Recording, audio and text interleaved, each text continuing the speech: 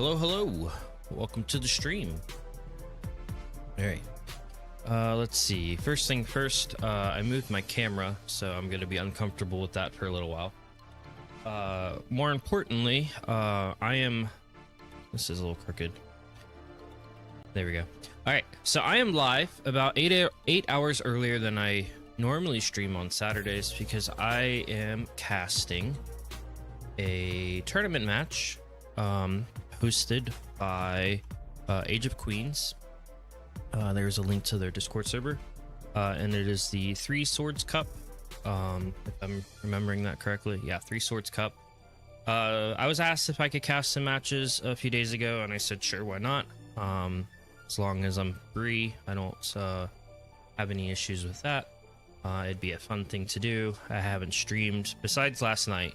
Last night was my first stream in like 3 weeks. It'd be a nice way to revive my Twitch stream, I suppose. All right. So how do we want to start this?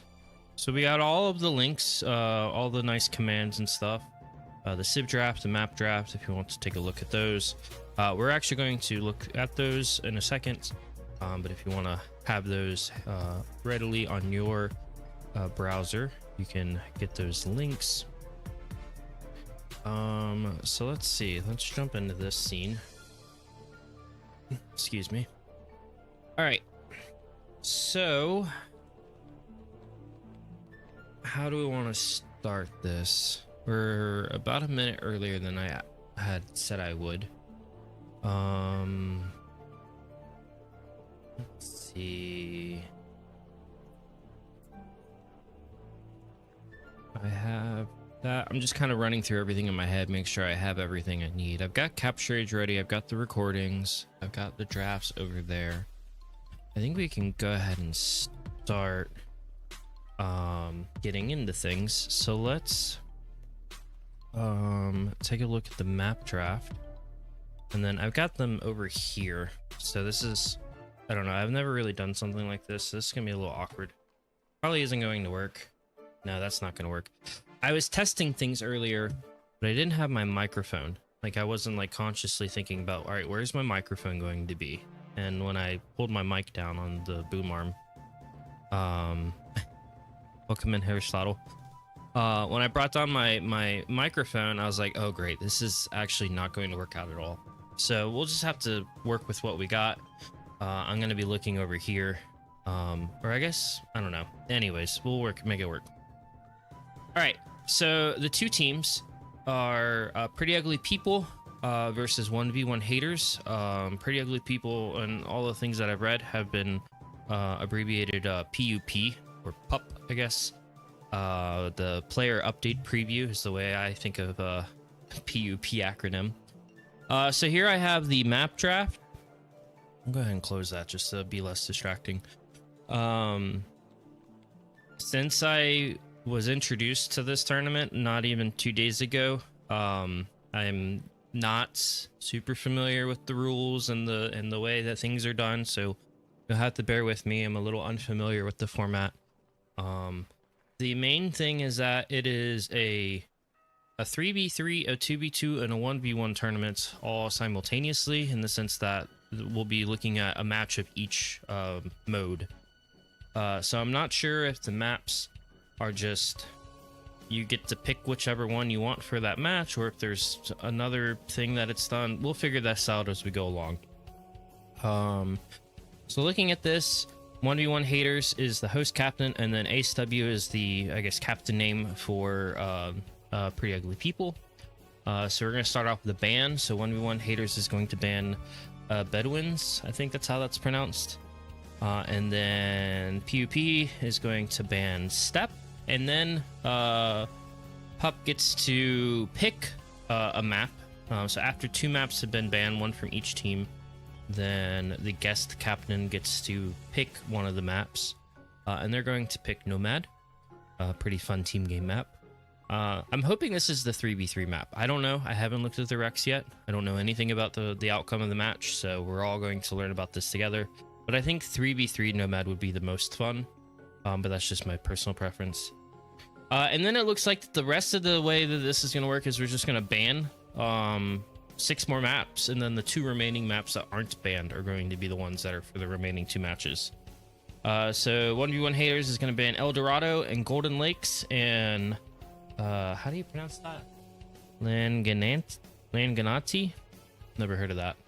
And then Pup's going to ban Migration, Team Islands, and Northern Isles, which leaves Fortified Clearing. Ooh, I haven't watched a tournament match played on that.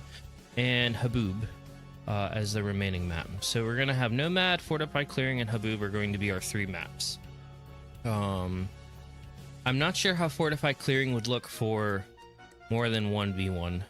So we'll see. So these are our maps. Nomad, Fortified Clearing, and Haboob. So now let's take a look at the Civ draft, which is a bit more complicated. Give me 1 second. Let me put this closer to me. All right. So what do we have? I guess maybe I can try and move this a little bit to make it a little bit less awkward. So it looks like host is going to ban 1 Civ, and then guest is going to ban 2, and then host is going to ban 1, and then we're going to start picking. And then I don't see any sniping or anything like that. So we're going to just start with 4 bans. We get a 1v1 haters banning Berbers, and then Pup is going to ban Spanish and Turks, followed by a ban of the Khmer from 1v1 haters. So we're not going to see any of these 4 Civs. Then we get 1 pick from the host. We get Bengali's pick. Okay, that's an interesting starting pick. Maybe a Fortified Clearing pick. And then we get Pup is going to pick Persians and Mongols. Let's see. What were our maps again? Let me remind myself. Nomad, Fortified Clearing, and Haboob. Okay, so maybe Mongols and Persians are good Nomad picks. I'm not sure what their thought process is. I think that Nomad might be the best for some of these. Then we get Koreans and Georgians picked by 1v1 haters. Back to Pup, we get Malians and Malay. Another good Nomad Civ in my opinion. Malay is a good arena Civ, so it could probably be good on Fortified Clearing. And then we got Cumans and Teutons from 1v1 haters. Italians and Slavs by Pup. Dravidians and Hindustanis by 1v1 haters. And then last 2 picks for Pretty Ugly People are Huns and Lithuanians. So 3 strong cavalry civs here. And then the last pick is Portuguese by the 1v1 haters. So this is our civ draft. These are the civs that each team's going to use. So let's count, because I haven't thought this through yet. So we've got a 3v3, a 2v2, and a 1v1. So it looks like 2 civs are going to be unused by each team, if I'm counting correctly. Since they need 6 teams worth of civs, or six players worth of civs with 1, 2, 3, 4, 5, 6, 7, 8 civs to choose from. So there's some flexibility. 1v1 hater sounds like my spirit animal, indeed. Yes, I'm a bit of a 1v1 hater myself right now. I am mostly team game player. All right, let's see. So there we go. That's our civ draft. That's our map draft. So let's go ahead and... So just to remind you all one more time, we have Nomad, Fortified Clearing, and Haboob are going to be our 3 maps for today for this match. And I don't think I specified this. This match was played actually exactly 12 hours ago. But 12 hours ago, I was in bed asleep. So we are casting this recorded. I did not want to stay up that early to cast this live. So this is a recorded match. But again, I haven't watched the games. I didn't watch them live. I haven't looked at the rec, so I have no idea what's going to happen. We're going to see this all together. All right. I think we can jump into it. So my understanding is that the 3v3 match was played first, and then the 2v2 and the 1v1 match was or could have been played concurrently, because the 2v2 and the 1v1 matches could not have an intersection of players. So whoever played in the 2v2 could not play in the 1v1 on each of the teams. So whether or not those were played together, I don't know, but the 3v3 match I'm pretty sure came first. So let's see. All right, 1 second before we jump in. Jeremy, did you want to co-cast or are you just hanging out? Didn't notice that you were in here until just now. If you leave me like 5 minutes, I'll be ready. And I can quick ask you. Okay. All right, 5 minutes. Sounds good. All right. I don't have like what is the thing? The thing that you use to cast. The what? What's the thing that we use to cast? Like the Capture talking age. gaming. I don't have that. Does that matter? It's whatever you want to use. So if you don't have it, then you don't need it. But I do need to send you the rec, so let me send those to you. Yeah. All right, 1 sec. All right, so we're gonna get started in about 5 minutes. Sorry, I did not notice that Jeremy was hanging out. Let me send the recs to him. Where is upload?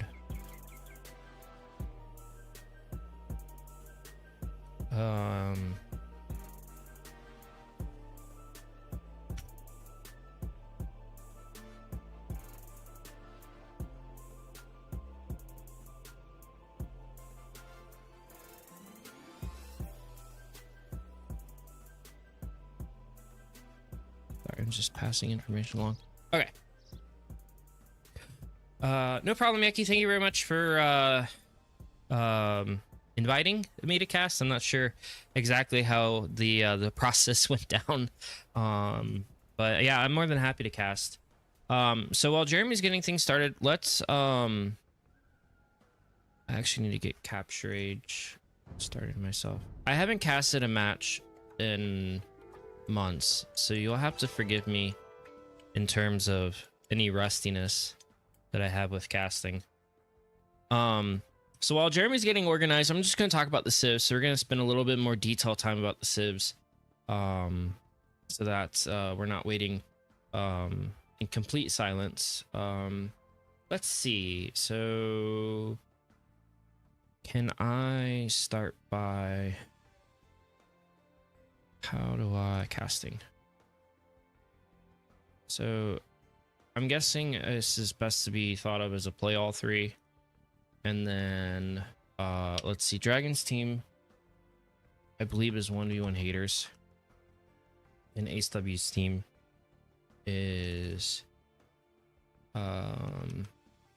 it's pretty ugly people. I think I spelled that correctly. Let's see.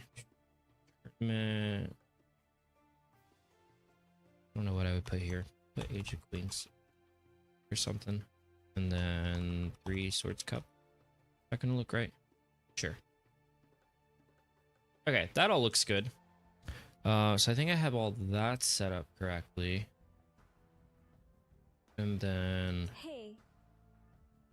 I think I need to... This is probably good that I'm working on this now. I think what I want to do is I want to go to the age itself,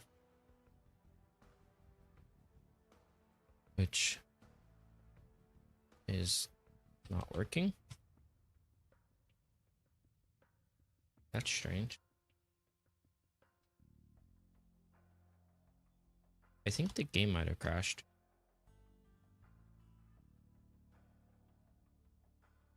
Let's put the music back on.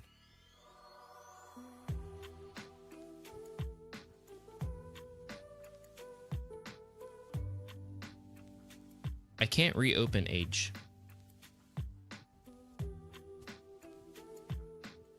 Alright, let's quit Capture Age. Does that help?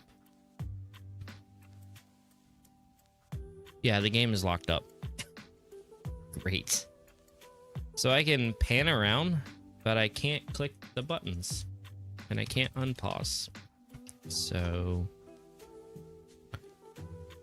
you love to see it. Technical errors. Thanks, DE. Let's try this one more time. Let's see. E.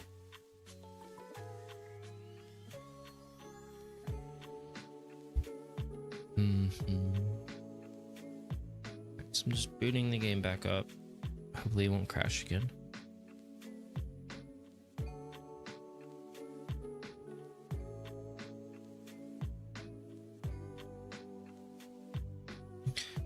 All right, got the 3 faces.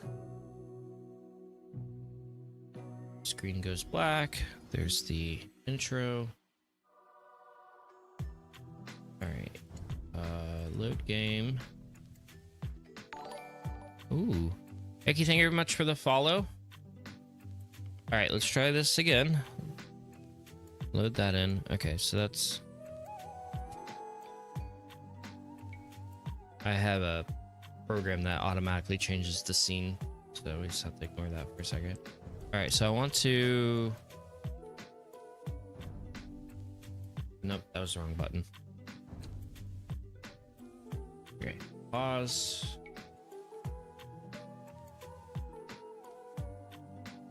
Options, audio. We don't want any of this because we want to use capture age audio, if I remember correctly. And then capture age. Okay. All right, yeah. So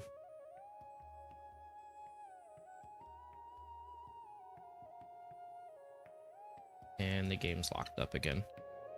But it seems to be working, so I don't know. Capture age and age are being weird, but if it's working, it's working. So I'm going to leave it alone. All right, last thing I need to do is I need to move the... Let's see. Might be that. Whoops. Oh my goodness. Capture age.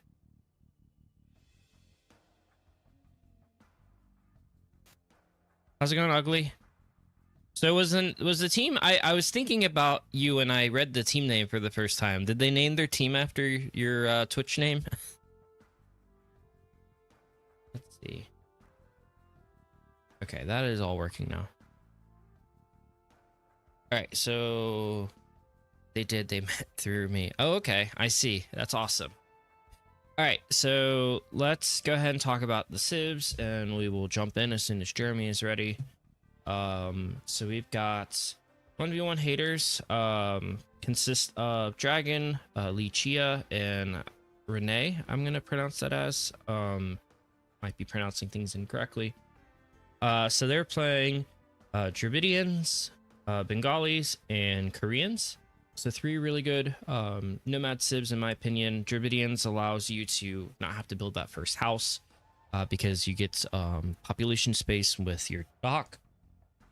Bengalis, they get the extra 2 villagers in their TCs for every time they age up, so that can give you a bit of an eco boost. And then elephant archers can be same thing with Dravidians. Elephant archers on nomad can be pretty overwhelming. And then Koreans are great on nomad with the extra line of sight from their villagers, allows them to find things, you know, on the map, since nomad is very spread out, random and such. So being able to find things early with your villagers is really important. Finding boars, finding sheep, finding all sorts of other important things, and can be good for tower rushing, since Koreans have great towers, and again, villagers extra line of sight. For pretty ugly people, we have Loki playing the Mongols, Flyslin playing the Malians, and Ace W playing the Persians. So Mongols, Mongo's just great everywhere, but also really good on nomad with, you know, there's a lot of hunt on the map, so you can get extra boar, extra deer, which the Mongols collect that much faster, and then they can get an early scout rush going, so it can be really good for applying early pressure. And then late game, Elite Ming and I are just intimidating. Malians are great on nomad in the fact that all of their buildings cost less wood, so with nomad, having really tight builds, spending less wood on all of your buildings can be a huge game changer. And then Persians are great on Nomad, in my opinion, because their TCs work faster and their docks work faster. So docks with the water going around the entire Nomad map plays a huge part. Being able to get out fish quicker, being able to get out a navy quicker to fight the water in feudal age. So Persians can be really good at that. So let's see. Is Jeremy ready to start? Maybe.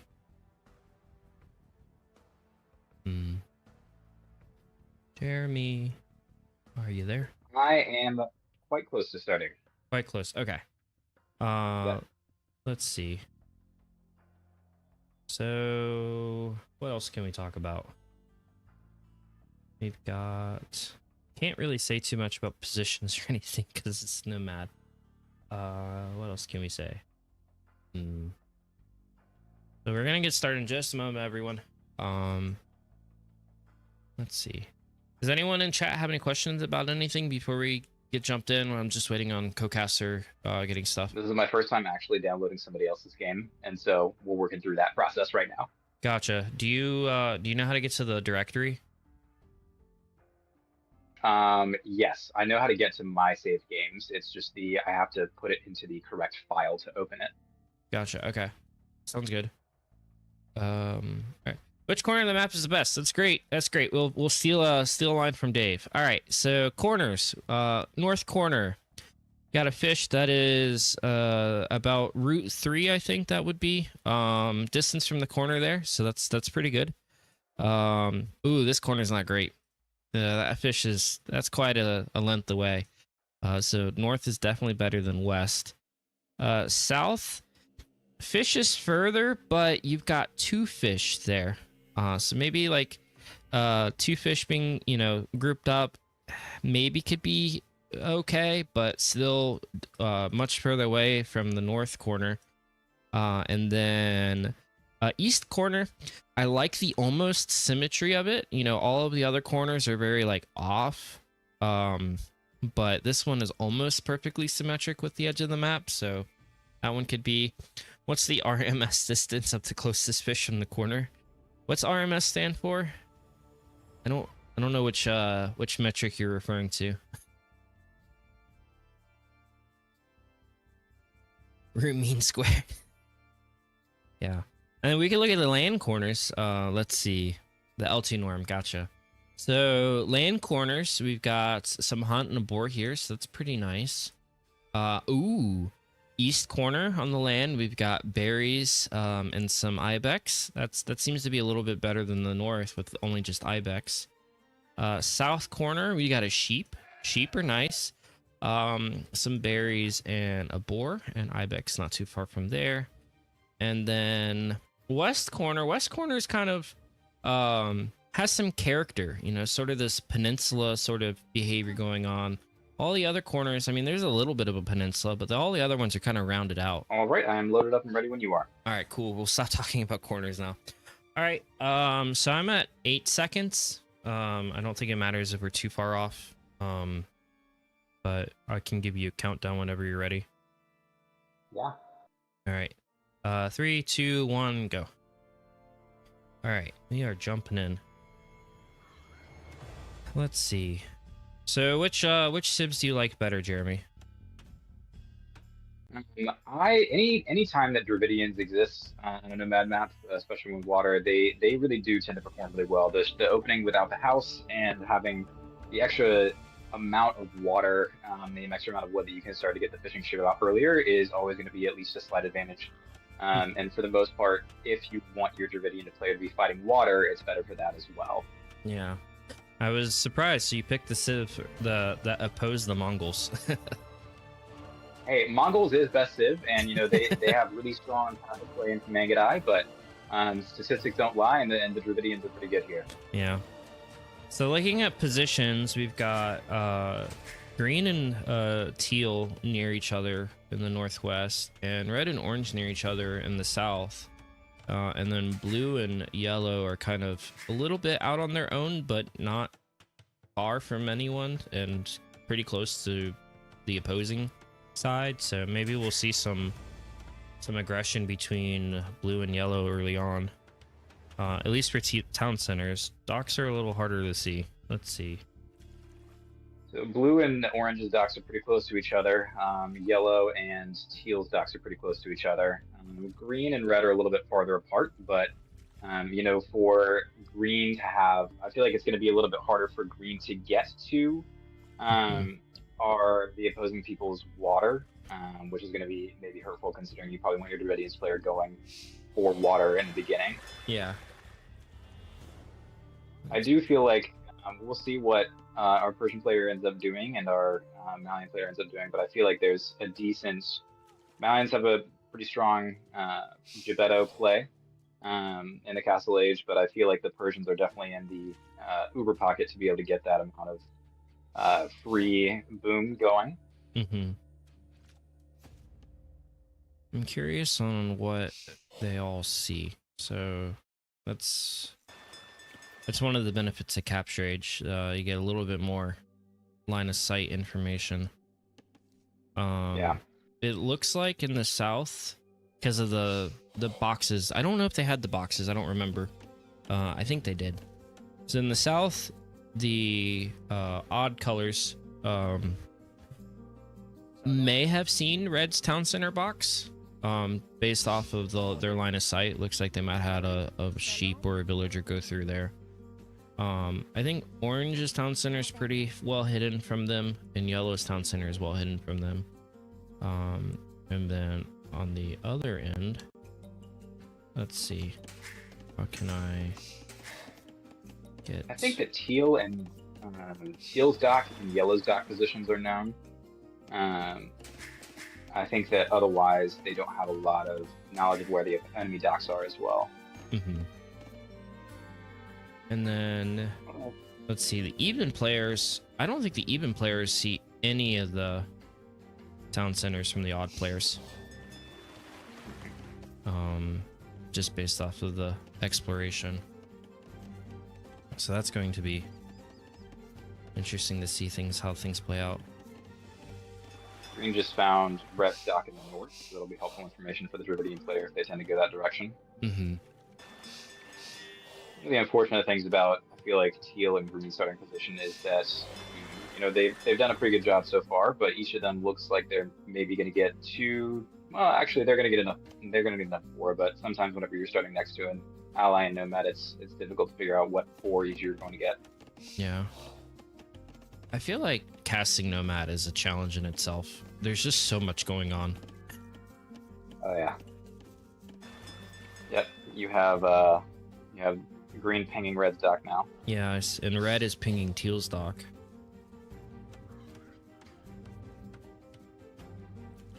Let's see. I think once things start moving into an aggressive action, we can get a better idea of who's seeing what. Let's see, red's pinging something. It looks like maybe a boar. But I'm not sure why would red be pinging that. Maybe to let orange know that they're getting it. Yeah, red's sending a Vil down to take that boar from the south. Let's see. The Korean player has the population advantage right now. Koreans and Mongols are both. Koreans 22 pop and Mongols are 21 pop, so they're a little bit ahead, and our first player is a little bit behind, which is surprising given their TC produces a little bit faster. Let's see, blue's pulling a boar.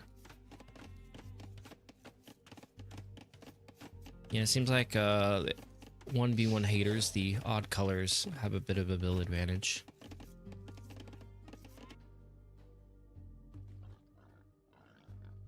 Looks like Koreans are going to go for a fast castle play, and they have some bills on stone at this point in time.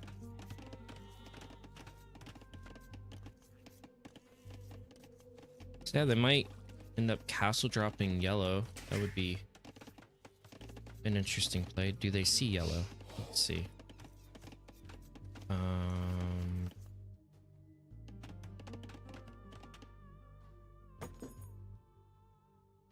I do this quickly. Whoops, nope, that's not what I wanted.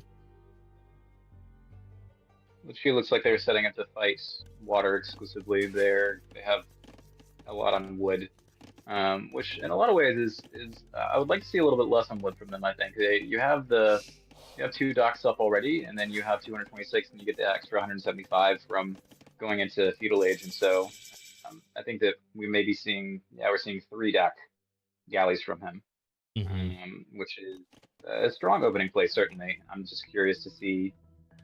Red's only made 4 fishing ships, and Red's scouting with a fishing ship right now. And then Yellow seems to have made 6, Orange 3. So it looks like the or even color team is not really that committed to water, whereas Teal has 6 fishing ships, Blue has like 7 fishing ships. So it seems like the Dravidian team is going to be much more aggressive on water and is planned for that. Yeah, definitely.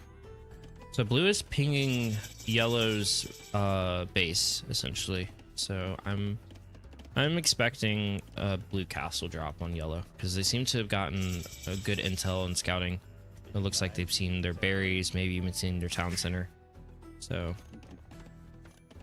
anyone else on stone besides blue? No. Momus. I do think that our Mongol players should transition to stone, because it looks like, yeah, it seems like everybody's going to be going towards more Castle Age aggression here. Yeah, I'm not seeing any feudal age land aggression. Nope. Our Dravidian does have the 3 docks producing the galleys. Mm-hmm. I would have liked to see a little more fishing ships from green as well to start this party off. You're gonna have 3 docks. Yeah. Most of your wood and gold. I feel like having a few more fishing ships would have been ideal in Dark Age. Mm-hmm. But yeah, with the 6 galleys and 4 more in the queue from green, they're definitely going to take out a lot of navy. Absolutely. We do have yellow making fire ships in the south, so he's pushing teal off of I see. at least 1 teal right now. We have our Malian player also going. Just it looks like 2 dock galleys, but has 4 produced already. Is going to be moving north. We also have the Persians who produce some fires, but those are going to be quickly overwhelmed by the numbers of Dravidian galleys that we have coming right now. I'm not sure if I would say that's an Looks like overcommitment Teal's been from pretty much green. fully pushed off. It looks like blue and it looks like green was really going to be the only one who fought water, where it looks like everybody else on that team is fighting water. So Yeah. And Harrison's wondering if maybe green might have overcommitted on water, but with their comfortable TC position, they might be okay with that. I don't think they're going to get punished too hard, and orange seems to be putting up some navy pressure as well. Certainly not as much as green, but green will definitely secure a win if they can micro well. Our Korean player is about 3/4 of the way up to Castle Age and is definitely has enough stone for a castle, and so I'm assuming that we're going to see that more aggressive on top of yellow. Yellow is also about halfway up to the Castle Age. Is going to be there a decent about later, and I feel like it would be helpful for him too. And he doesn't actually have the stone to do much. He's floating a lot of food right now, and I think that he's really just looking at kind of more micro-ring on water and trying to fight on that right now. Yeah. I'm not sure what yellow is going to be able to do on land if they get castle dropped. Like, just kind of retreat down to their allies. Oh, we're not getting castle dropped. That is a defensive castle. Interesting. So that's not where I'm looking. We're just kind of extending our base reach. I was definitely expecting them to go down the yellow and castle drop, but they're playing it more safely. Yeah, looks like Mongol's gonna play 3 TCs and try to get some booming on. Love that in his position. It seems like the kind of move that I would do, but it seems like not the best option. No, not where they're sitting on the map. Like, it's just, they're kind of in the middle of, you know, they can get hit by all 3 of the opposing players without much effort from their part. I would rather see that from red. He knows that he has an enemy pretty close to him north. Yeah. He hasn't seen the war wagons yet, obviously, but I feel like I would have liked a little bit more, you know, castle drop into Mangadai. I feel like would be strong. Even dropping is obviously he doesn't know what's coming soon, but dropping a couple monasteries right now would probably be more beneficial than what he's doing right now. Yeah, definitely. Yeah, so green is definitely taking red off of the water, but orange has got a pretty formidable navy. It does. We still have we even have the upgrades. The Mongols upgraded to fire ships, so we got the Castle Age upgrade for his navy as well. And so I feel like, you know, once we get to the 4 war wagons from the Koreans, I'd really like to see them start moving out and being more aggressive. War wagons can really just sit under town centers, and they don't really care that much. But looks like blue is going to be defensive walling up here. Yeah, some stone walls. I guess if they get that right side of their base walled up, then their castle can kind of give them some warning on the left side.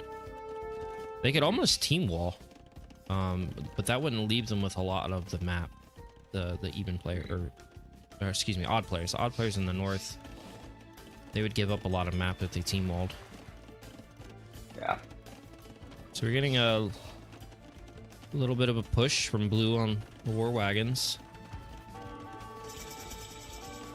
Gonna deny some houses. That, let's see, I don't know how to tell if yellow is popped or not, or housed. Force people coming in. I feel like that's a good option. We have the navy's naval fight in the north. We have some fire ships from green, so I feel like he's going to be more successful in this. He's also microing his navy in a way that's way better. So Yeah. I think that for the north, but we do continue to have we have some fires coming in from yellow in the bottom that are going to probably clean up a lot of the fired ships that are defending from.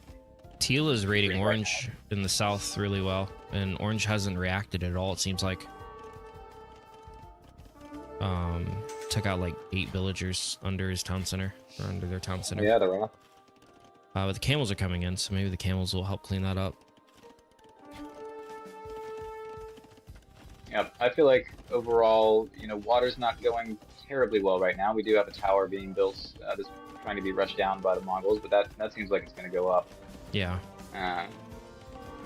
The Mongol player is about halfway to a castle, which is what I feel like would be most beneficial for them right now. But 2 of those town centers are being denied production. Yeah, and they're just falling back with more TCs to the south.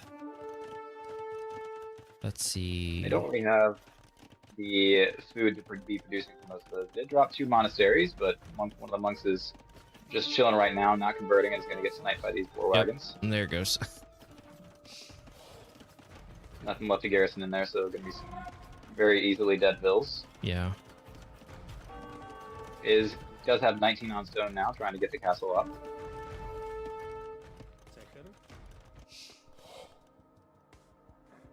See, Roth is on the left. Valiant player right. was lost to the water, almost completely to the Virginian player now. It seems like we've cleared pretty much all of the fishing ships, except for Yellow's, who is still continuing to fight water, even though he is currently got a couple problems in his base.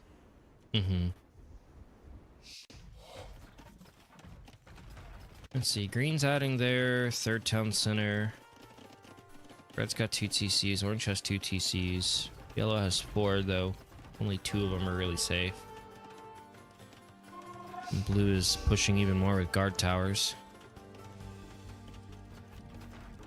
I feel like we have green in the kind of more, those Dravidians are really dangerous when you let them. They have full water control now. I feel like they have to clean up Yellow's docks, but they've cleaned up pretty much all of Yellow's navy, and he's not in a position to be creating any more. We do have the camp from the Malians coming to attempt to clean up the war wagons, but I feel like they'll not do as well as you might think, as long as he's microing in the back.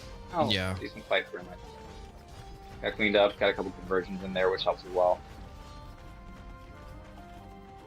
In terms of economy, it's about a 10 eco lead for the odd team. Probably, let's see. Surprisingly, the only person with fishing ships now is green. Blue and teal did not add fishing ships after losing them, even though green has successfully cleaned up all the water. I feel like Teal could benefit from adding some fish in the north, and then maybe. We have an aggressive get out of my game castle coming from the Galactic, and really good damage. He's finding out some orange vills right now. Oh my goodness, where are those vills at? Oh, the vills are still pretty far, but the Rothas are just completely devastating Orange's economy right now. And I do think that that castle is going to go up. We have another batch of 10 Rothas coming in from the left, and so Because I really think that Red and Orange have camels, but I don't know if that's going to be enough. I mean, Teal has 25 Rothas, and these camels have, you know, only 2 Pierce armor, so.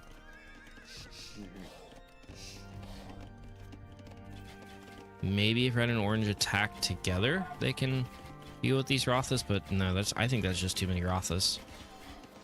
that is too many Rothas. I mean, if he stands and fights, maybe there's a couple that are getting cleaned up, but I feel like I would like to see them take the fight together.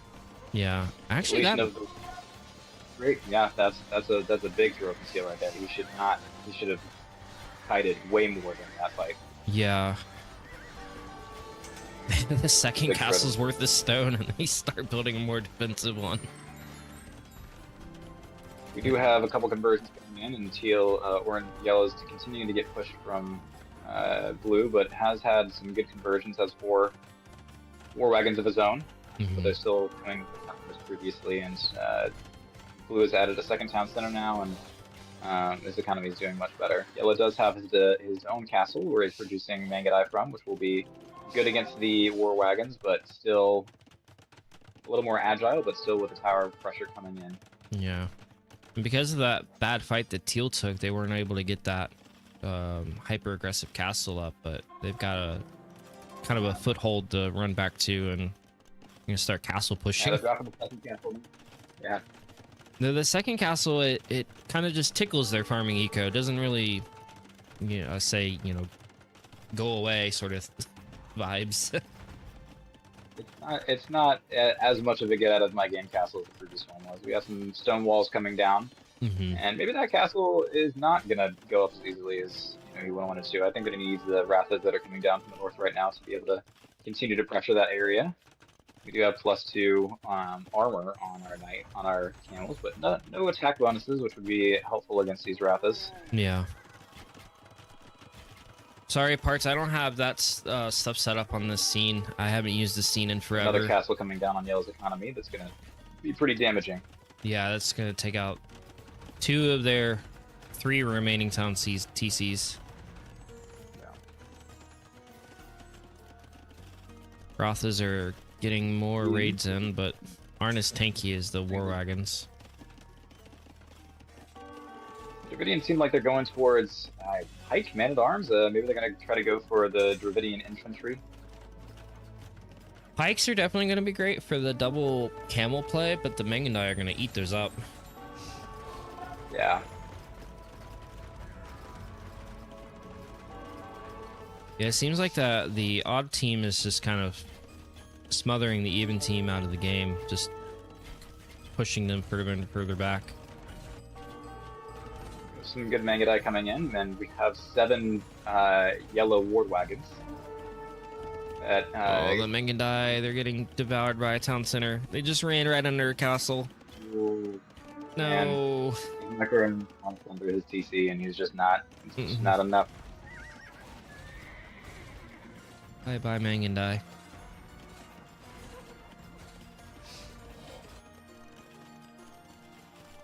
Yep, we have the long swords coming out. We have some raiding from the Persians in the north, but I think that the Imperial Age and there is going to be a death knell. The Dravidians have had too long to boom. And the camels just don't raid well. They just take forever to kill things. Yeah, he's still trying to produce monks out of those. I really feel like the odd number team has got this in the bag. I feel like they have all the correct positions, and I think that a lot of it stems based off of that just first decision from the Mongol player to drop the town centers. I think that being in that position and knowing that blue was to your north and wanted to go aggressive, I think that that was that dropping those two TTs at the beginning was less of the correct play. Mm-hmm. Now, make it I do extra damage to our trebuchets, but I don't think that it's going to be enough with just those two trying to take it out. But Oh, we do have the they got it. ah, there we go. That'll delay us for a moment. We do have decent camel production coming out from orange, but that is a lot of Ratha there in the north. We have 30 Ratha, and we have some petards coming in as well. I'm gonna take out the stone wall. Yep, just taking out the stone wall. He's walking around. He'll get there. And the GG is called. Yep, there it is. All right. Well, I feel like it seemed like that the even team, the team Pretty Ugly People, they made the right decisions, but in the wrong places. Whereas like yellow needed to be more aggressive and red and orange needed to drop the TCs earlier. Because if I remember correctly, yellow dropped TCs before red and orange did. That's correct. And I feel like yellow was the one who fought water the longest. One of the interesting decisions made by the team, I feel like, is that all three of them ended up fighting water, which really did take our teal and blue fishing ships out. However, I feel like it set them behind so much to where, you know, blue was our first one up the castle and just never let off the gas. Yeah. On top of still trying to fight water against Dravidians. And that really negative engagement that the Malians took in the north with the fishing ships was also, I feel like, a big turn for, because they didn't really make more galleys after that. Yeah. Yeah, and I think that the odd team, they had an opportunity to be punished with just their TC placements. They only took up that north part of the map, but they were able to apply enough pressure so that they were able to grow outward rather than getting smothered in. Because they didn't really have a lot of space to start with, but then they took advantage of their pressure to not get, you know, pushed into a corner. They did, and those forward castles from teal really helped secure a lot of the rest of that map as well. There was, you know, the even color team really did have just castles, which are really strong on Nomad to going forward. And we love how our blue player walled in the Korean guard towers. Yeah, just applied a lot of pressure, the wagons and towers, and the Rothas. I was surprised that the Rothas did so well. They got a lot of easy kills from Orange. Orange just did not seem to see that they were getting raided right in the heart of their economy, and the Rothas were able to get a lot of damage early on and then just set them back pretty far. But all right, so I think we're gonna go with the 2v2 next. We'll go in decreasing order of player numbers. All right. So let's see. I'm going to go to the Civ draft and the map draft. So Civs. Let's see. So it was Koreans, Dravidians, and Bengalis that won, and Persian, Mongols, and Malians. So the let's see, even team, Pretty Ugly People lost with their first 3 picks. They picked Persians and Mongols with their first 2 picks, and the Malians quickly after with their 3rd pick. So they, you know, quickly picked up their Nomad Civs and were not successful with them, unfortunately. But and then map draft, we've got, let's see, Nomad. I'm not gonna bother checking things on there. So we're gonna have either Fortified Clearing or Haboob. Let's get me into.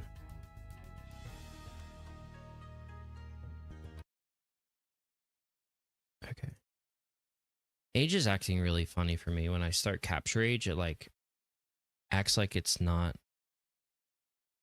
responsive anymore. All right, let's see. So I'm getting into the 2v2. Let me load this. And spectate with Capture Age. All right, so I'm confused because the 2v2 map, that's Black Forest, That's correct.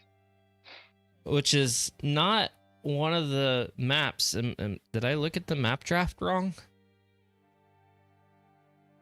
It's not even any of the maps. So I'm confused. Maybe if one of the tournament hosts are in Twitch chat could give me some insight. Yeah, because I'm a bit confused, but I guess we could just keep going with it. Regardless. And we'll run with it. So all right. I'm at 2 seconds. Are you ready to get started? I'll give you a countdown again. Let's do it. All right, let's see. Give me 1 second. Capture age. Turn that off. All right, 3, 2, 1, go. All right. All right, so what do we have? We've got 1v1 haters on the right in the yellow and purple, and pretty ugly people on the left in blue and gray, so it's a bit of a color change. So blue and gray, we have Lithuanians and is that Malay? Yeah, Malay. And then on the right we have Portuguese and Teutons. So let's run it back. Which civs are you more interested in this match? Well, I feel like one of the strong things about Lithuanians is you do get that extra food at the start, which you can use to do some interesting builds if you are one of the people who has a pond next to them. However, the map gen really favors our even colored team, just because of the fact that they have the 2 ponds available. And so the Lithuanian start can be good. You also think about relics with Lithuanians, and I see 1 relic on their side completely. And I see 1 relic that's not accessible, and then 1 relic that's going to be pretty easily walled off by yellow. And so I feel like the Lithuanian pick overall, while it can have some benefits, I feel like it's not going to be as strong as you would want it to in this circumstance. The Malay is good for them, but I really do like our even civs better. Just in general, you have the Teutons, which can go for a strong tower rush if they want to, and they sent out Vills a little bit earlier, which is probably going to hurt them economically, but they do have a little bit more space to push from on their side at least. And we do have a Wololo happening in the middle, but the Lithuanians does have Loom, but Yellow brought more Vills, and so I feel like this fight here is going to be important. We did aggro it for a second, but I think that we have a very strong opening here for our even team as well. Yeah, so purple brought their scouts. So purple and yellow both have their scouts fighting gray's bills. Gray scout's 1 hit from dying. Yellow scout is a few hits from dying.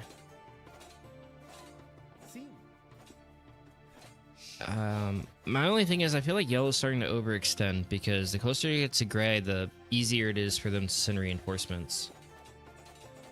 But this is really hurting Gray's economy as they continue to send more and more over there. That is true. And they're going to continue to. I think that Gray loses another Vill here to that purple scout right now. But did they lose 1 already? Oh, they did. They are now down what I assume is going to be 2 if purple decides to micro the scout.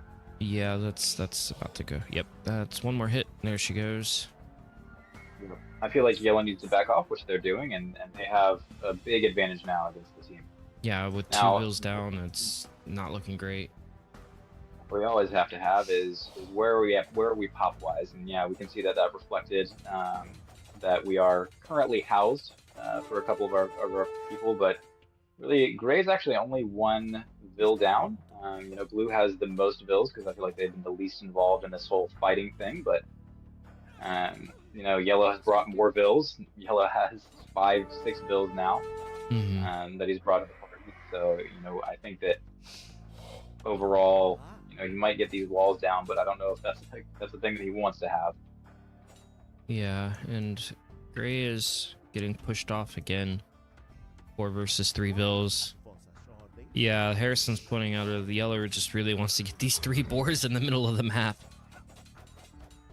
You know, he's given up on the. I think that he's given up on the boars because where he's walling is a little bit less aggressive than it could have been. But Yeah. you know, you know, we only have 4v4 vills now with a blue scout to help out if he wants to. But I feel like the surround on yellow's bill there is much better. But that is a weak bill over there for the Lithuanians. Yeah, that bill's about to go down.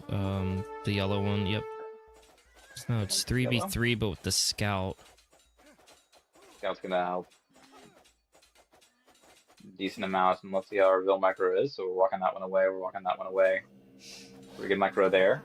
Yeah, they're doing really well trying to get the injured Bills away, but it looks like yellow is kind of losing that, but they both equally say, all right, we're done. That was quite a bit of Bill fighting. It was, and it really makes it to where, you know, we have the dock coming up from blue right now, which is, I feel like, a really good decision. And will hopefully, since he's been less involved in these shenanigans, will hopefully give him a little bit more time to get this free boom going. And I do think the Malay can have a pretty solid fish boom going. Mm-hmm. Yeah, the Malay are definitely happy to have that dock or that pond access, and looks like yellow's also going to dock their pond, and maybe we can see a purple dock here in a moment. And there's still more bullfighting. Oh my goodness. Looks like gray might lose another bill unless they micro it away. Now, after all of that, we have our purple player has 23 vills, and our blue player has 23 vills as well. And so we have the people, as we said, not fighting, not needing these vill shenanigans, who are doing the most. There is a vill that's trying to get Wola load right now. Mm-hmm. And expertly walled in. I do think that these yellow. Yeah, because Gray right-clicked the rhinos. Those villagers came out with bows in their hands, so it looks like they're wanting to try and pull in these rhinos, or maybe mill these rhinos. But yeah, yellow is going to end up losing these 3 vills, I feel like. There's a lot of idle time coming out from Gray as he does this, though. He has, you know, 8-9 villagers under his TC that are now just being sent back to work. Mm-hmm. And behold, yellow is coming forward with more villagers. Oh my goodness. I think what's most interesting about all of this is that there is a hole, a huge corridor connecting the 2 players that Gray never walled, and yellow and purple have made 0 effort to try and wall. Yeah. So that might come into play in Feudal and Castle Age. We have our blue player aging up now. You know, he's the Malay. And we have our purple player aging up as well. Our Vil fighting folks are still not doing a whole lot here. But the extra fishing ships are really helping out, I feel like, economy-wise. Our total res collected is definitely higher for our yellow and purple team. Really the difference is between yellow and gray right now. Mm-hmm.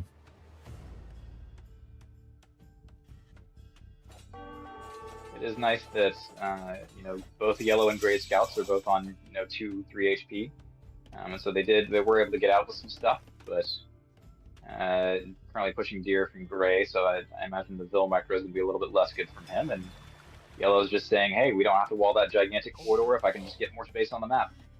Yeah, and yellow's got this this house wall going up, kind of separating blue from things. I mean, there's still a space for blue to get through, but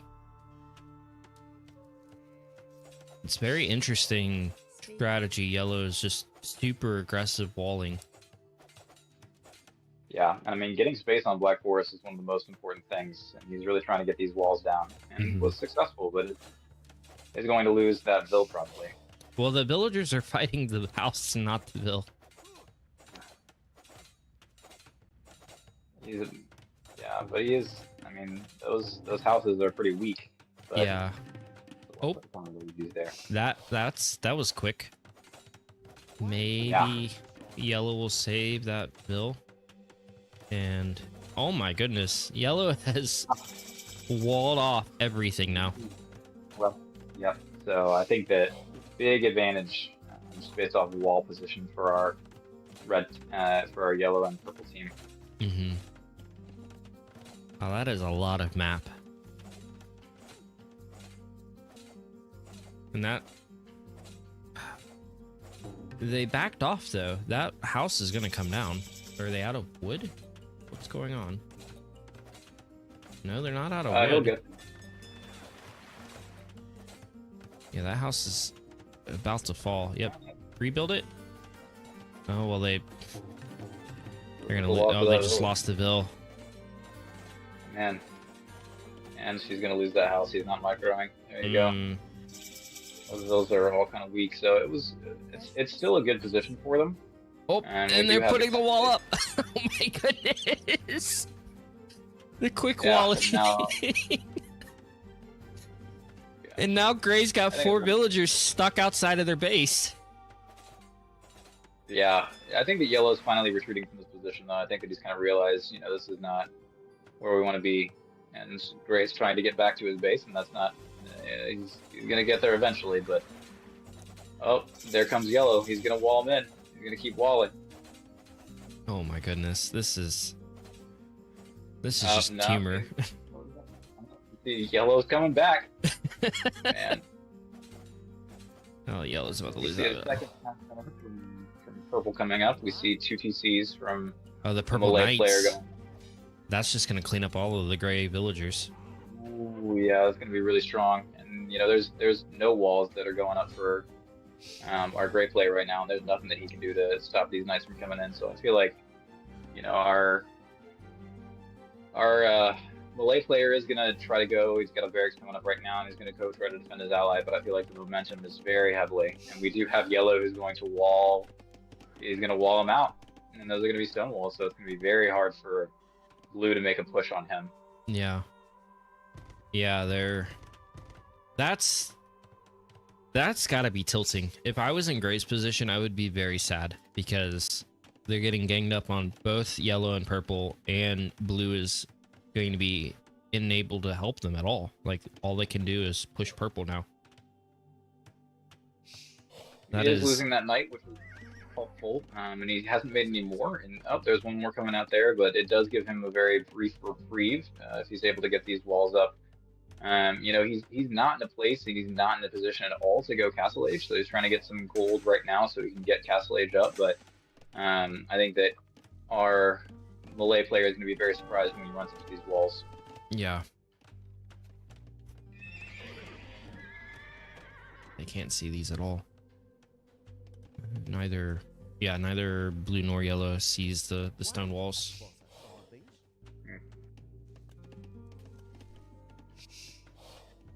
That is a really good play from yellow. Just like, it was questionable for a while, them relentlessly pushing and trying to get more of this map control, but then, it's paid off tremendously because now blue sending an elephant up north, but the elephant can't go anywhere.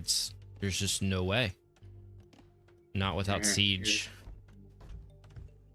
And he's got a couple more battle elephants that he's creating right now, and I think that realistically we have a pretty strong position for our odd-colored players. Mm-hmm.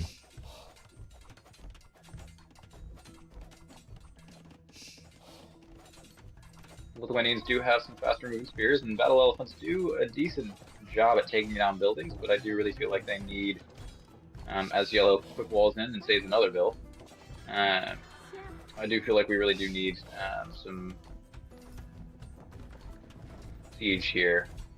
Or send villagers. Yeah, he sent the villagers over there, and that's not going to be what you need. I mean, they do get a little bit of bonus damage, right? Yeah, but not enough. Yeah. Got 6 damage bonus against stone defense. We do have the full fish boom going on for our Portuguese player as well. I'd love to see. Yep, we got enough villas on stone to be making a forward castle right now. got about 300 stone at the moment, but he's gonna get a forward castle in that position, and it's gonna be really hard for him to take that over.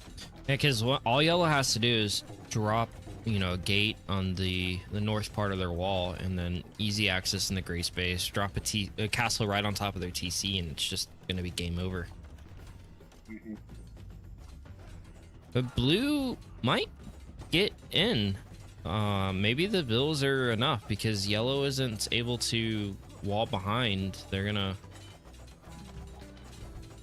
get blue's gonna be able to get back to gray's base, but depending on how much help they can provide, we'll see how things turn out. A lot of wasted time, and it really did. We have Gray's just in such a weak position. The Vill count for our blue and our purple players are similar, but Gray just has. You can see it in the KD ratio. Just the 8 kills, 13 deaths. He's had a lot more difficulty with his Vills, and there comes yellow building more walls behind, and I think that the forward castle is going to be the nail in the coffin for this game. Yeah, definitely. We got a monastery coming down from yellow. I think the blue is abandoning this plan. Maybe he's planning on dropping a castle himself, but yeah, that hill is a decent position to push from. I wish that castle was a bit more aggressive, but it does the job. It's a start, but I could see them ending the game much quicker if they put this castle more aggressively. And you do have the thing is you have Imperial Age coming from. Oh, I didn't even notice that.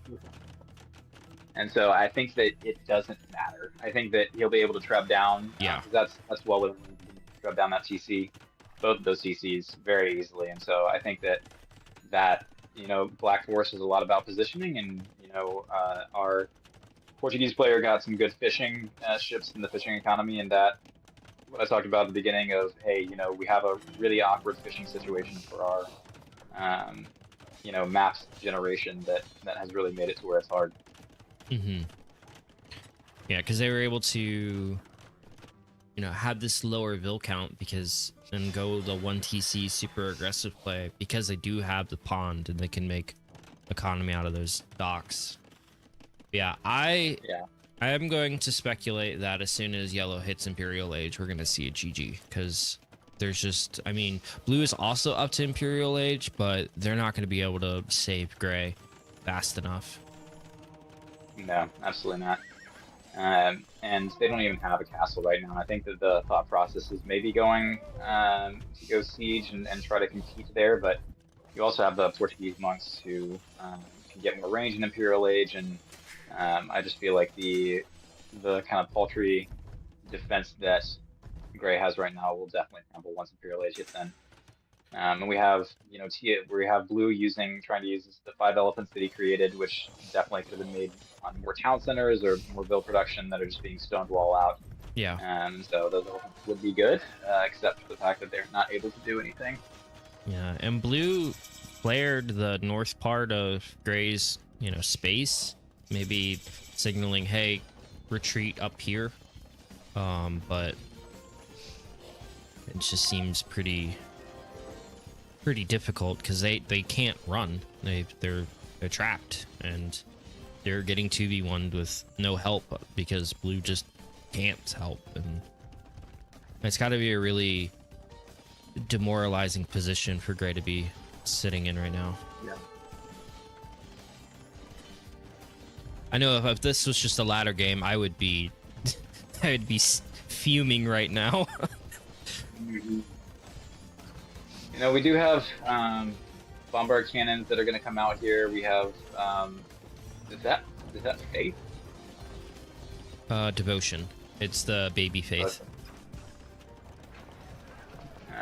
And so blue's going to get into that area just to realize that he still can't do anything for his ally.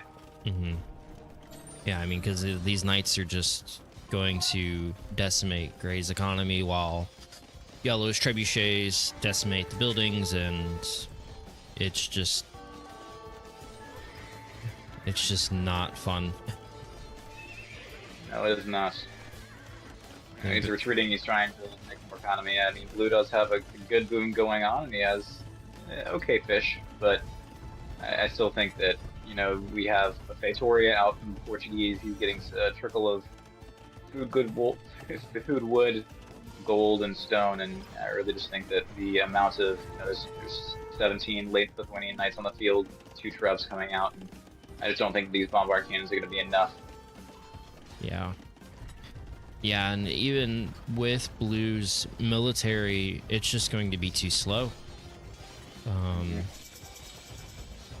And they've got to push past this castle. It's going to take time to destroy the castle. They can't just walk past it. And There's the GG. yep. Oh man, that was a very excellent play by Yellow. I had my doubts, and they made it work, and I'm very surprised. Turns out if you keep just committing and are really good at football, you can do it. You gotta want it. That's yeah. That's. I would have loved to see after you lose that forward position. If you're gray, I would have loved to see, if you wall where Yellow's walled right now across that kind of corridor where the rhinos are, even just right past that. You have 3 or 4 bills walling that. It does take a lot more idle time, but you at least have that safer position. You don't end up in the position that we lost now, because Black Forest is really about space. It's really about the ability to create these forward positions where you can have an ally come in, and just that one night really put it great day. Yeah, just the walls, like you said, just as like a little bit of insurance. It's like, all right, I might not be able to succeed in this push, this build push, but maybe I can, have comfort in knowing that my base isn't going to get, ran over later. Let's see. I mean, Nilla kept committing, but they also seem to be keeping up a better economy at home. That might be the case. I wasn't able to keep up with all of those details myself, but I feel like they were able to, and that was just one of the biggest things that happened there, is that the ability to add fish there kept the food going, and they didn't end up pushing their deer, and there was a lot of distraction going on there, but just having that ability to make a dock and go into that was really important for Yellow, I feel like. Yeah. And maybe did you see whether or not Purple added TCs before Knights, or was it Knights first? It was 2 TC play into 1 Sable Knights. So maybe it would have helped if Blue had contributed a little bit more military at the beginning to help, prevent some of the stuff that happened. I'm not sure. It seemed like Blue's main focus was just economy throughout the majority of that game. So maybe that could have gone a little bit differently if they had done something similar, where they created some earlier military to help prevent Yellow from doing what they were doing, whereas Purple was able to support Yellow's walling shenanigans. Also like to note that Yellow did research fortified wall, so they were not going to let these walls get knocked down. Not at all.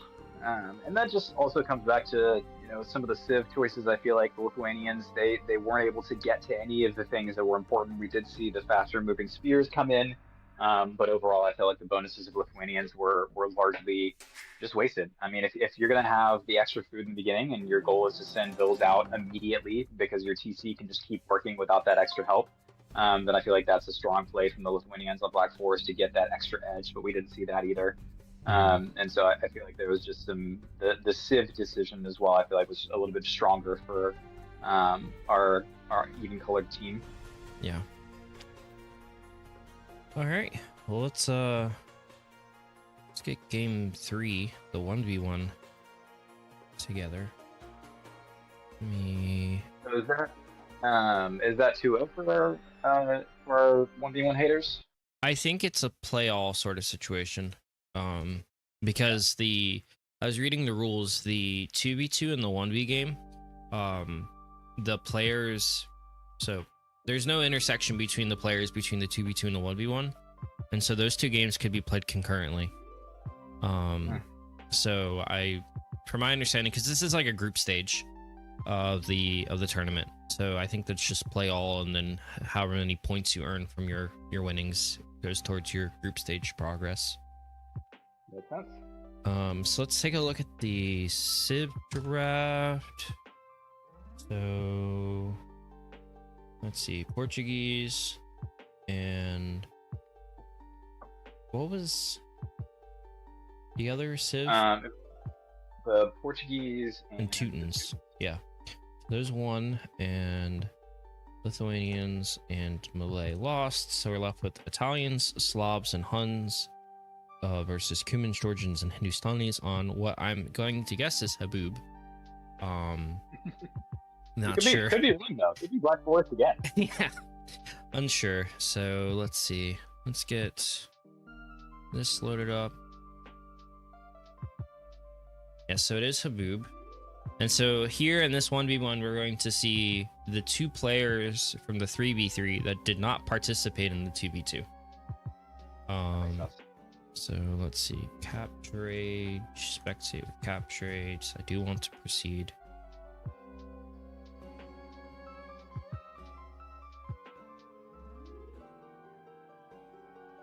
Okay.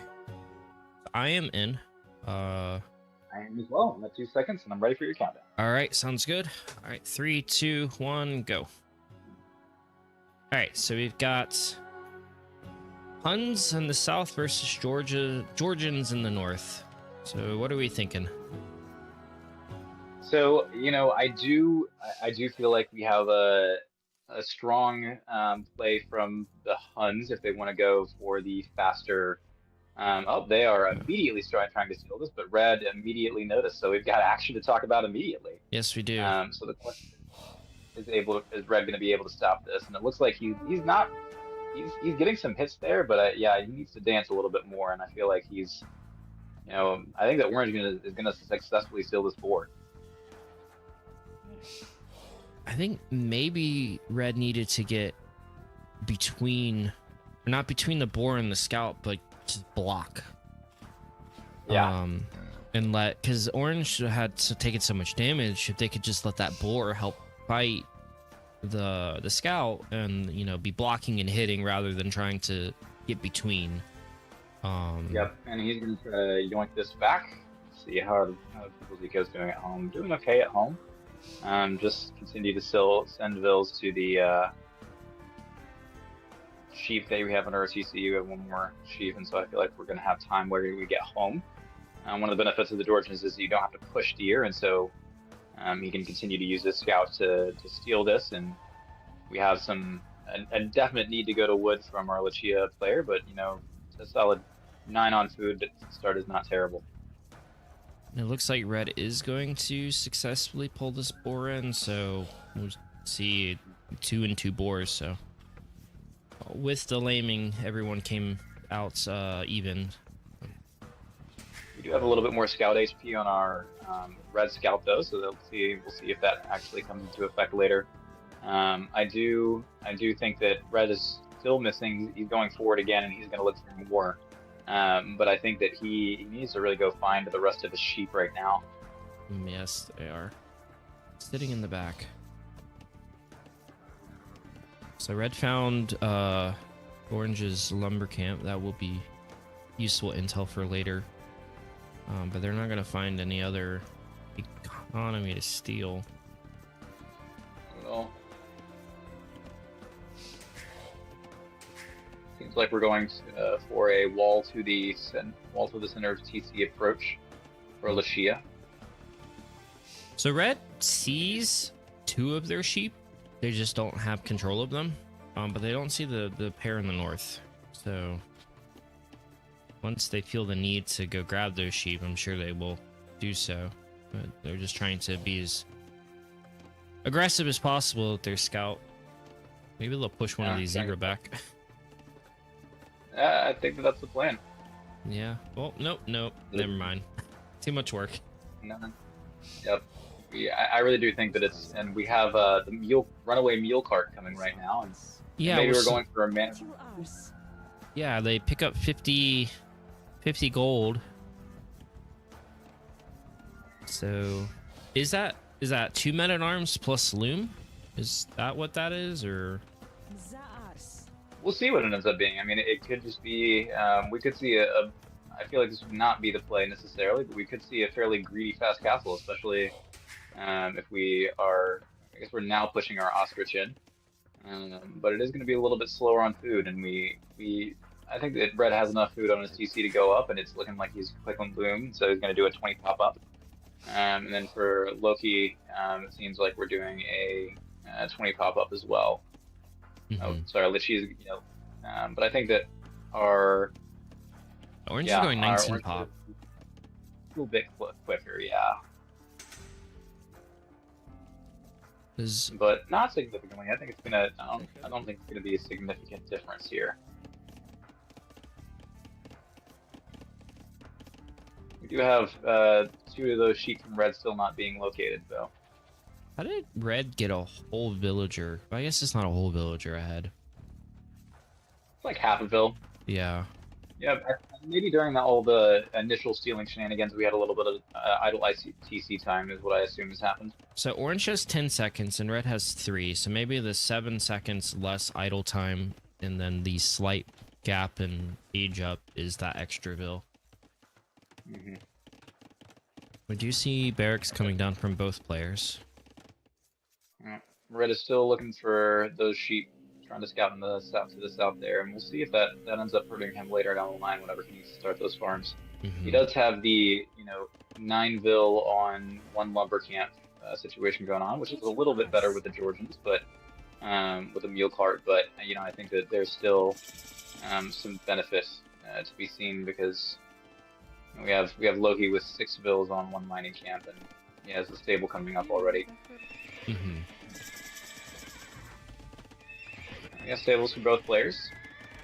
It'll be a little bit of an advantage to our player then because he has he has to be a little bit faster up. But oh, they found their sheep. There it is. We do have a spear already coming out, so the Hunts have good information right now. They've scouted their opponent; they know where they're going. Whereas Red still doesn't know what his opponent's going, but does have the defensive spear out already. I still don't understand what the 50 gold was for. I don't either. Maybe bloodlines? Maybe. Is that how much bloodlines costs? Is 100 gold? I don't remember if it's 100 or 150. It's 50 gold. Oh, it's 50 gold. Huh. Oh, that is a ugly looking wall. Kitchen. I don't love that at all.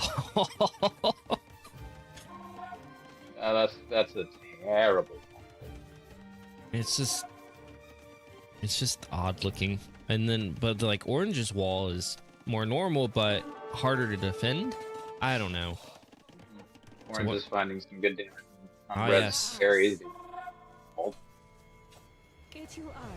And it looks like Red hasn't even noticed this at this point in time, so he's going to lose 2 vills. Oh, they're reacting, but they're still going to lose it 1, maybe 3. At least. Yep, they're going to lose 3. That's huge. That is why you don't do walls like that. Yeah. And you have one of the things that we need to also is that whenever you have more villas at a location, they are safer. And so I would have loved to see the earlier spears going more towards that other wall, and we're going to see another vill go down here. No, he's blown away appropriately, but I would have loved to see us send some of those earlier spears to the area that he wasn't going to have walled as much. And he's found no damage with his own scouts, and so population-wise, we just have a pretty significant difference right now of the 2 vills lost and a little bit more. Yeah. Luna Rose, thank you very much for the follow. Welcome in. In our current count here. And so Red is trying to find damage, but just those 2 spears are gonna eat 1 scout. Basically 2 scouts, maybe even more, and then 2 more spears. I wouldn't have taken that fight if I was Red. That's just so much scout HP. He has bloodlines, but yeah, I don't think that was the play there. Maybe that. I think that that's what the gold was for. Maybe gold lines is 100. Ah, yeah, it is. Yeah, because they're out of gold. Yep. And they do have the skirmisher coming up. A skirmisher coming out to help with these spears, but without extra scout production, we only have one and no more in queue right now. I feel like that's gonna not be what we need. Did orange see... Or no, so red did not see orange's archer range. So the skirmishers will have the added benefit. Or they, I think they just saw it. Yeah, they just saw the archer range from orange, so they got a little lucky with the skirm decision. But they did get one bill. This one bill back does even up the bill count by a little bit, so he's less behind than he could be. But still, we have orange floating a little bit more resources. He does have, we do have an archer coming out for Georgia player right now, and we do have a little bit on there. But you know, these walls just continue to be interesting.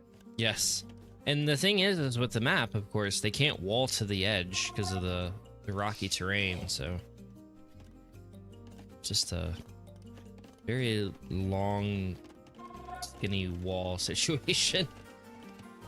It is, but I mean, the wall from orange is just so much more initially effective. Like, yes, scouts are good. You can definitely get to the outside of that, but I mean, red's going to be completely bricked by these walls, and he might be able to range that fruit bush a little bit, but I think that beyond that, I don't think that he's going to be able to do a whole lot of damage here. We have the scouts coming around, and spears have found some good damage on orange scouts, and are going to take out lots of those right now, which is helpful. But it looks like our orange player is definitely trying to go up to Castle Age, and I think he's going to be able to get there without taking a whole lot of damage. We got a little bit of fight in the middle. Archers jump out here. Take some. This is a pretty bad engagement for him. Yeah, the skirms are doing a number on these archers.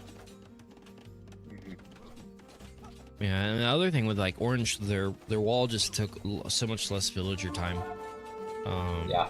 Red has just invested a lot of villager idle time into building these walls. Useful buildings. Yep. We have the click up from orange, and we have an extended field age play coming out of here from red. He's nowhere near Castle Age. I've seen these kinds of games go either way. Sometimes the feudal age player can just make the pressure work, but they have to get through this wall at least, and they might. I mean, this stable is, you know, running out of HP, so maybe they'll knock out the stable, slow down orange's military, but now we're getting some repair bills. I think that repair bills coming in, you know, it's good that he has the range behind it. He's really going to need that, because if he is able to come out with even, you know, 2 knights, that really does do a huge number on his economy. But it looks like that stable is going to go down, and I'd love to see another stable from our orange player in the back. That would be very helpful, and I don't think these walls are going to be up in time. And so I think that the damage control could be a lot better from him, and I think that, you know, we're going to see a castle into GG scenario here. That wood line is just, yep, there it is. Wow, that was, yeah, that's what I'm saying. Is like, if you can pull off the defense, the castle play can work, but you have to hold your ground. And red made some really questionable decisions, but they were successful. They earned the win, and they were able to pull it off. And they successfully walled themselves in, and orange made the rest of the wall for him. I have no idea which team these 2 players are on. Let's see. I guess I can cheat and look at the match results now that we. Okay, so it was 3-0. Yeah, I really feel like just a solid defensive tower would have made it. You know, you drop a defensive tower behind your stable, and they can't push through that, and they can't get there. Did he sell a stone? He did sell a stone. That's what went on. Yeah, that definitely didn't help, but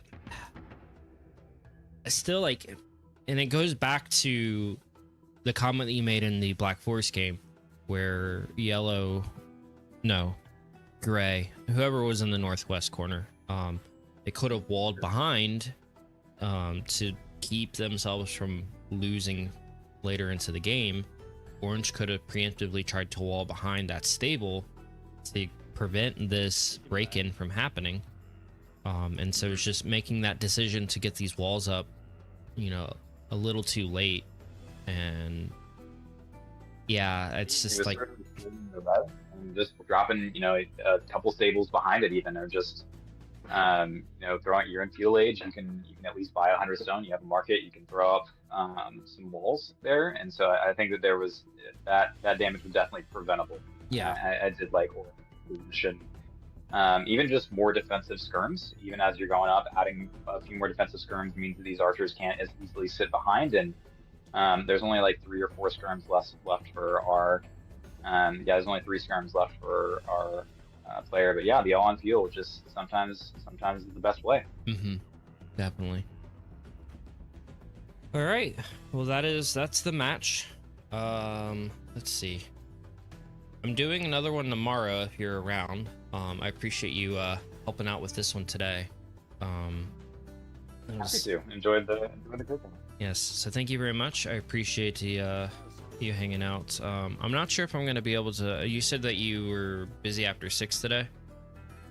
Yeah, from 6 p.m. to 10 p.m. I'm working, so I might have a little bit of time after that. But I imagine that I think that Luke said he wasn't really available tonight. I think he has this friend over. Yeah, I think Luke's not available. Maybe Harrison might be able to play. So I'll let you know what's happening. Sounds good. All right. Well, thank you again. Right. Have a great rest of your day. If I don't see you later. Yeah. Thanks, Aaron. Bye. So, yeah. All right. Let's see. Great cast, thank you. Yes, I very rusty. Like, I didn't update the overlay thing at all because I'm just I've not done this in so long. Let's see. So 1v1 haters secured 3 wins in that one. So that was a great match. I saw a lot of good plays from both teams. I think just 1v1 haters made a couple of better decisions that just inched each game. Well, let's see. The Nomad game, the first game, you know, just applying the pressure, gaining more control of the map, and just, you know, really pushed forward their win. Winning water was good, but I don't know if it made too much of a difference since they won water, but then 2 of the 3 players didn't use that water afterwards. But really, it was just that land, just keep pressuring, keep gaining more control of the map. The 2v2 Black Forest game, that was just a masterclass from the yellow player, just you know, making all of the effort with the Vills work, and that was just really strong play from them. And then this game, we see Lucia just making the YOLO feudal play win. I mean, it can definitely win.